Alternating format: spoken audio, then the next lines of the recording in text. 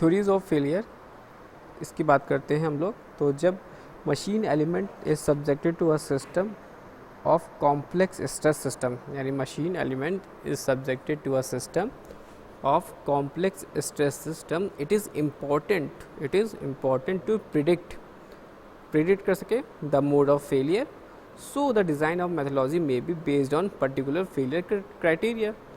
Theories of failures are essentially a set of failure criteria developed for easy of design. यानी theories of failure अगर आपको condition पता होगी तो आपके लिए डिज़ाइनिंग जो होगी वो और इजी टू डिज़ाइन हो जाएगा। In machine design an element is set to have failed if it ceases to perform its function. There are basically two types of mechanical failure. तो यहाँ बात की जा रही है दो टाइप के मैकेनिकल फेलियर के।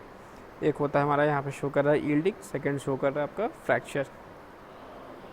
तो what is the yielding condition criteria? ये होता है this is due to excessive inelastic deformation. ये क्यों होगा? This is due to excessive inelastic deformation rendering the machine.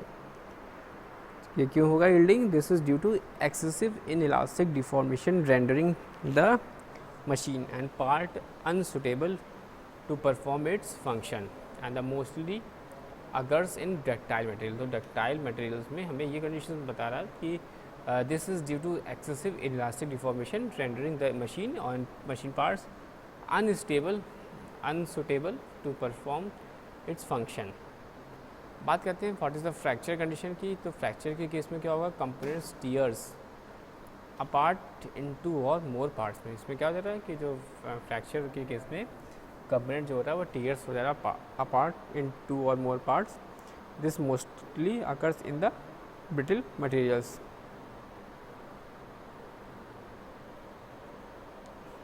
There is no sharp line of demarcation between ductile and brittle materials. However, rough guidelines if percentage elongation is less than 5%, and then the material may be treated as a brittle, and if it is more than 50%, then the material may be fail. Then the material preparation, then the material is ductile. However, there are many in sentences insist when a ductile material may be fracture may be occur in the material of the पर क्या होगा कि क्या क्या conditions होगी? एक तो cyclic loading condition होगी, दूसरा long term static loading at elevated temperature, impact loading होगा, work hardening and severe quenching. These are the points to remember: cyclic loading, long term static loading, impact loading, work hardening and sever quenching. तो yielding और fracture जो होता है can be visualized in a typical tensile test as shown in clipping. The typical enduring stress strain relationship from a simple tension test for the same enduring materials. So this one is stress and this one is elastic range. Stress, elastic range, strain, and यहाँ पे आप देख सकते हो sigma y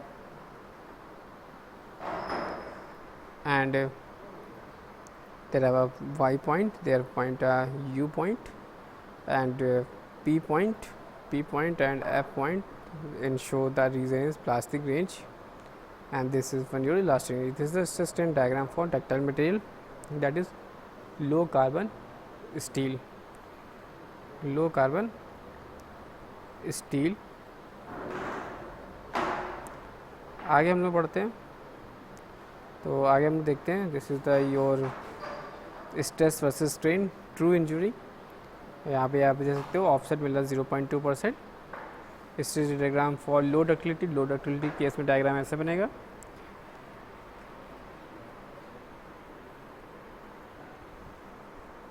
This one your stress strain diagram for low ductility, and this diagram is shows as stress strain diagram for brittle material. Stress strain and brittle material case में यहाँ पर ultimate fracture point. फिर this diagram shows an stress strain diagram for elastic perfectly plastic material. कैसे बनेगा diagram? Is this one and this one. So these are the figures that there is a definite yield point where the materials begins to yield, जो कि हमारा figure A था. यहाँ पर आप देख सकते हैं this one your, these are the points. So there is a definite yield point where the materials begins to yield more rapidly without any change in stress level. Corresponding stress is sigma y close to yield point is the proportional limit which makes the transition from elastic to plastic range. Beyond elastic limit for an elastic perfectly plastic materials yielding would continue without further rise in stress. Stress strain diagram जो होता है would be parallel to parallel strain axis beyond the yield point. आगे क्या कह रहा है? आगे कह रहा है कि however the most ductile materials such as the low carbon steel beyond yield point the stress in the specimen rises up to a peak value known as ultimate tensile stress. यहाँ पे देखिए आपको बताया जैसे कि पहले अल्टीमेट टेंसाइल स्ट्रेस कितना important है. And beyond this point specimen start to neck down a point where the fracture occurs. Neck down the cross direction in cross sectional area and however the strain curve falls till the point when where fracture occurs. Next बात करते हैं कि the drop in stress is apparent since original cross sectional area is used as a calculate the stress. If the instantaneous cross section area is used, the curve would rise, जो कि हमने figure में देखा for material for low ductility के लिए. There is a no definite yield point and usually offset yield points are different consequence. तो आप लोग इस पॉइंट को पढ़िए.